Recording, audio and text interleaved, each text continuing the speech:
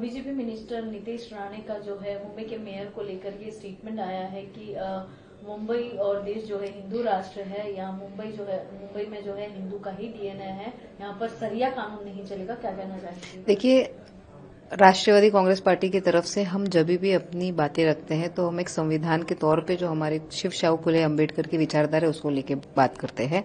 और संविधान ने हर नागरिक को वोट करने का भी अधिकार दिया है और कुछ नियमों के हिसाब से उन्हें कैंडिडेट बनने का, इलेक्शन चुनाव लड़ने का भी अधिकार दिया है। तो उस अधिकार को लेते हुए और आगे बढ़ते हुए जनता जनार्दन तय करेगी कि वो किसको मेयर बनाएंगे या कौन चुन के आएगा। As a party, as political parties, as political पक्ष, हमारी एक ही जिम्मेदारी है कि हम अपने सक्षम कैंडिडेट्स को आगे बढ़ाएं और उस तरीके से जो भी सक्षम कैंडिडेट हर पार्टी वो आगे बढ़ाती है। लेकिन कोई कुछ भी बोले कि कौन उधर बैठेगा, संविधान ने हर किसी को एक समान अधिकार दिया है, चाहे वो कौन से भी धर्म के हो और कोई से भी जात के हो, कोई भी प्रांत से आते हो और कोई भी भाषा वापर करता है। तो एज अ पक्ष उनकी जो जिम्मेदारी है वो निभाए। बाकी जनता डिसाइड करेगी कि आने वाले 16 तारीख को कौन से पक्ष का मेयर उधर बैठेगा और कौन से धर्म का होएगा, कौन से जात का होएगा, कौन से भाषा का वापर करता हो या कौन से प्रांत से आया हो। दोनों एनसीपी जो है वो पुणे के पिंपरी चिंचवड से एक साथ लड़ रहे हैं और कल जो है डीसीएम अजीत दादा ने भी ये कहा है कि दोनों परिवार जो है एक बार फिर से साथ आ रहे हैं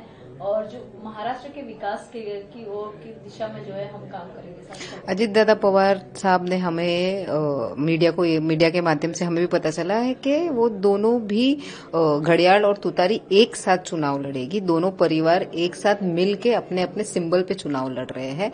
तो हम परिवार का एक ही हिस्सा थे। कुछ नाराजगी, कुछ भेदभाव होने की वजह से दो अलग अलग पार्ट में बढ़ गए थे। आज भी वो चुनाव लड़ने के लिए एक अलायंस कर रहे हैं।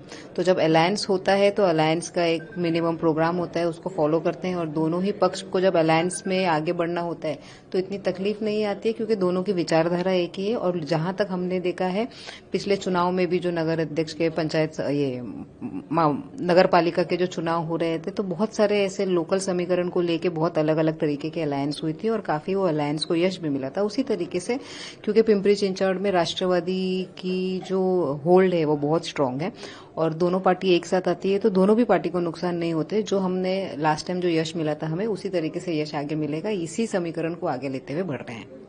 आनंद दुबे जी ने कहा है कि कांग्रेस जो है कांग्रेस मुक्त मुंबई जो है वो हमें चाहिए क्योंकि कांग्रेस ने हमारे पीठ पर छोड़ा हुआ है और इसे ही लेकर कांग्रेस ने जो किया है कि शिवसेना ने जो है मनसे को अपने साथ लिया और इस बारे में जो है कांग्रेस को जानकारी तक नहीं दी। क्या कहना चाहेंगे?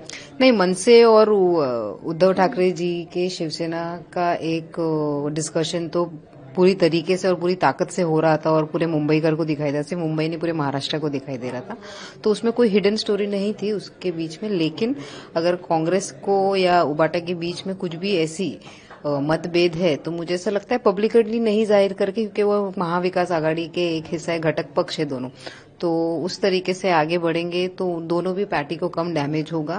और ये जब इलेक्शंस आते हैं, जब चुनाव आते हैं तो ये गर्मा गर्मी तो चालू होती है।